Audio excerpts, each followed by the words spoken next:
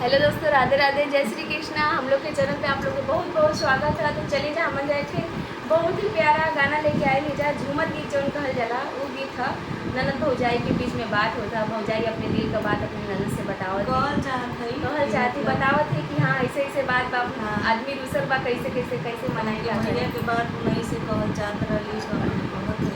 हाँ तो के कहत है आप लोग सुनी जा ध्यान से।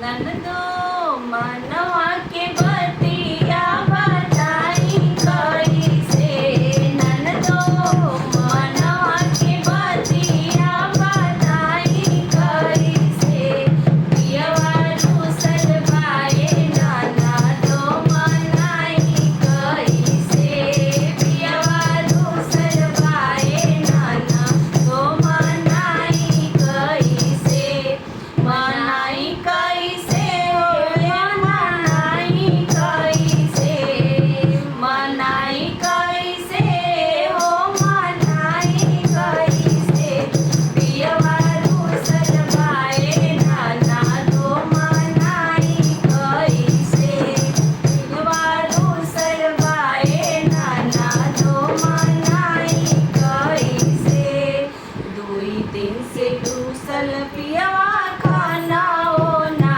खाए, दुई दिन से रूसल पियवा खाना ना खाए, आगे पीछे करी उनका मना ना भाए, आगे पीछे करी उनका मना ना भावे, टूट गईल चूड़ी खाना खाई कैसे हो, टूट गईल चूड़ी खाना खाई कैसे, पियवा रूसल बाए ननदो मनाई कैसे, पियवा रूसल बाए ननदो मनाई कैसे, मनाई कैसे हो मनाई कैसे, मनाई कैसे हो मनाई